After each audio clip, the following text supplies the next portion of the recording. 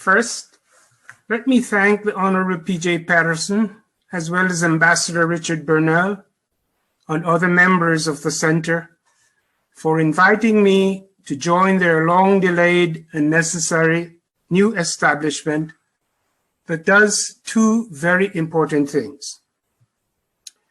In the first place, this center seeks to help to cement the ongoing links between Africa and the Caribbean.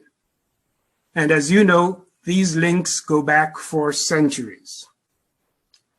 The emphasis today is to nurture the beneficial reciprocities that can be achieved by working together more proactively to make each region better, and by so doing, to try to make the world a better place. That I think we can do.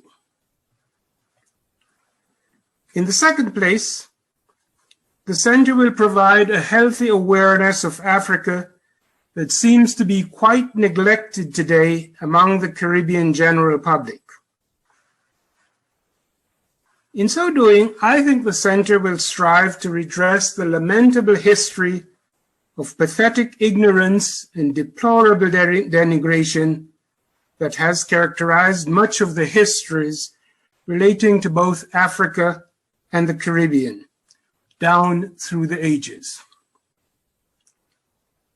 When I got this invitation to join this distinguished group of scholars associated with this new venture, I felt extremely proud. After all, I find myself in the twilight of my years, and anybody recognizing me does me honor. I'm quite surprised how they found my name, much less how to get in touch with me. Nevertheless, I'm serious. I thank you for asking me to join in this venture, and I repeat that it honors me enormously. It made me begin to think what a center such as yours could and should strive to achieve. In my mind, every center should have a residual deposit of books in place, and that's why immediately this small donation of books and articles came to mind. I didn't have any money to give to the center. I wish I did. So I gave them what I had, which was, of course, the last remaining books that I kept in my library here at home.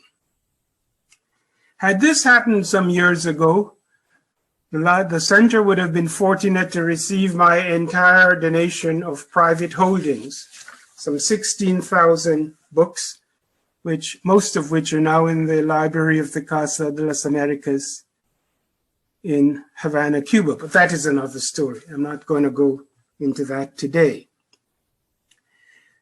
Had a center like this been established, I'm sure by now we would have had a program in place that would be doing great distinction to the University of the West Indies. I recall that the Library of Congress in Washington, D.C. started with a little more than 6,000 volumes purchased from Thomas Jefferson. Today, it is the largest collection in the world. So, if the Library of Congress could start with 6,000 books and be the largest collection in the world in 200 years, then the start which we make today will someday be as distinguished in this region as the Library of Congress is in the world. I should begin by apologizing that so many of these books either bear my name one way or the other. I published them, authored them, contributed to them. But as you can see by looking at them, they were books I was very, very fond of. And in fact, I gave them away with a great heaviness in my heart. These are the remaining books that I would read over and over, and books which meant a lot to me. And when I was packing them up to send them to you, I almost spoke to them and they could understand what I was saying. They go back with me a long time. And I told them that they shouldn't be as sorrowful as I was, because I was finding a good home for them. The Patterson Center was a good home. And what is more, they would see people consulting them who looked a lot like me. So they wouldn't forget me in the long run, and I hope this is so. I hope in the long run these books will become a suitable source of reference for any number of scholars, or even of the curious general public. The core of this donation lies in several sets of dictionaries, encyclopedias, and edited guides. I can begin with the one that Henry Louis Gates Jr. and myself published with Oxford University Press in 2016, the Dictionary of Caribbean and Afro-Latin American Biography. It is 6 volumes, and the idea belongs to Skip Gates, who came to me and suggested that since I knew a lot of people around Latin America and the Caribbean, I was the man to start asking these people to cooperate with us.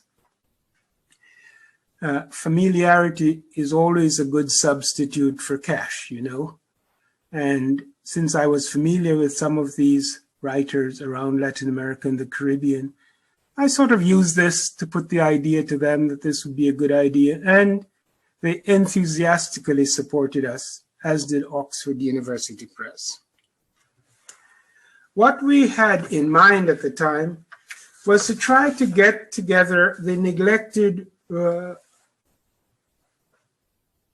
individuals, persons, this is why it's a biography, across Latin America and the Caribbean that were not easily contacted or identified. And of course, we knew that we would never be able to accomplish all of this in the time we had, and we did not. But after the 6 volumes came out in 2016, we got a number of submissions. And so this dictionary continues online and will be updated frequently. It still is being updated as I speak. The second that I want to talk about is the UNESCO General History of the Caribbean, also 6 volumes. And this was a marathon production that, if I recall correctly, began in the early 1980s. I came on board in the early 1990s and was assigned to do volume 3, which had already been discussed in the meetings before the meeting in which I participated in Paris. And so, with my previous experience working on the UNESCO history of Africa and the UNESCO history of Latin America, I had an idea of what I was getting into. And I arrived in Paris with 2 conditions. The first was that I had a list of possible authors that I wanted UNESCO to ratify. And the second was I had a list of authors that I would never under any conditions work with, and I wanted UNESCO's agreement. The short story is that UNESCO accepted my proposal, and 3 years later, in 1999, we published volume 3, 1997, I beg your pardon, we published volume 3, which was the first of the 6 volumes to see the light of day. I think they are an exceptionally well done set of volumes. I've looked at them, I no longer have them to look at. And I particularly like the large volume 6, edited by Barry Higman, which looks at the whole historiography of the Caribbean and really brings it up to date. The next set that I would like to talk briefly about is the UNESCO General History of Africa, 6 volumes which came out between 1981 and 1989.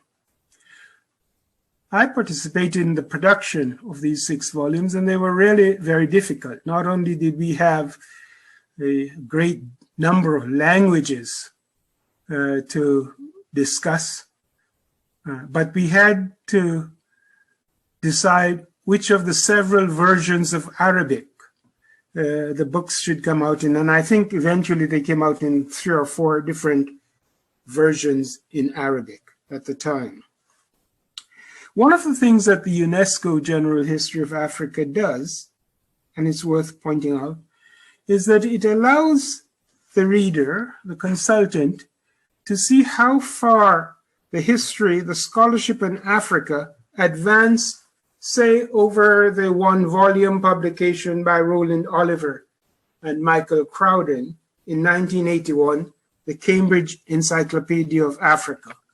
Anyone looking at that 1-volume encyclopedia and going through the UNESCO Encyclopedia of Africa will see that it is like chalk and cheese. There's no doubt about it that modern scholarship does more justice to Africa and the Caribbean, and in fact to areas outside Europe, than Europeans could ever do about Africa and the Caribbean.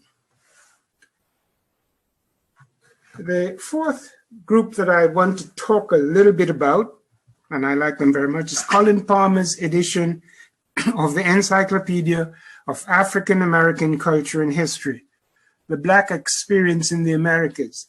Colin produced a revised second edition, 6 volumes, with Thomson Gale, and they came out in 2006.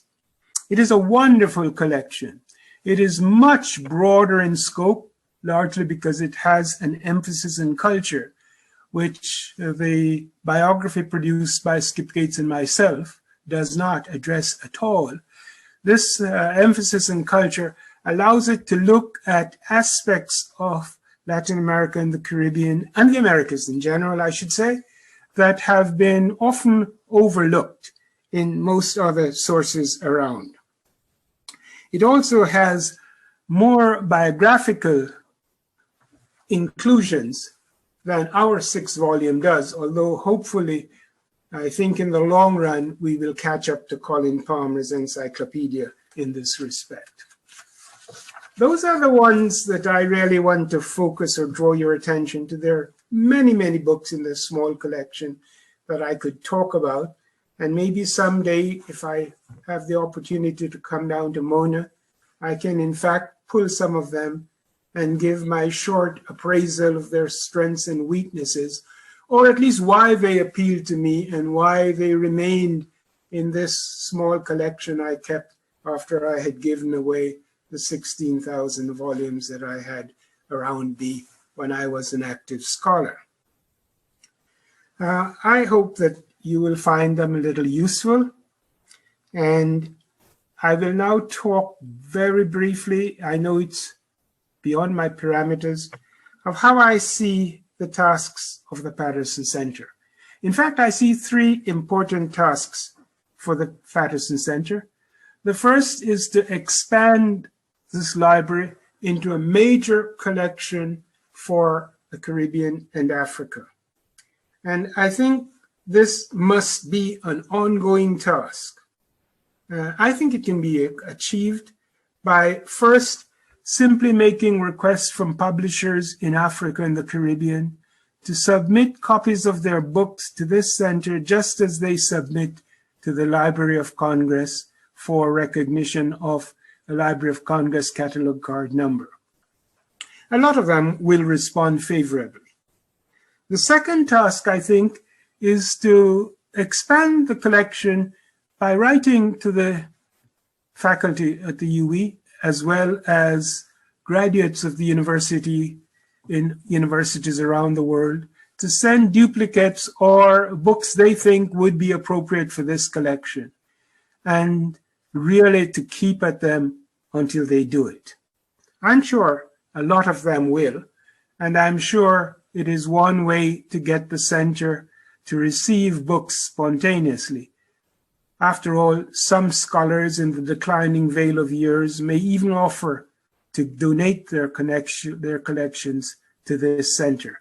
And that is what the center should strive to be a center so recognized that people feel themselves privileged to be able to donate their books to this center. The third task, and I know you all know about these tasks, I just want to emphasize a bit that I'm with you in this vision that you have of the center. The third task is to establish an endowment fund independent of the University of the West Indies. And this must have not only its independence, you should have total control of it, but it should try to address the collateral tasks of the center in fundraising. That is, the endowment should be the principal goal of the fundraising, but there should be also general fundraising for operational expenses, for expenses to digitize the holdings of the library, for expenses to maintain the staff and equipment necessary for this and to update it from time to time.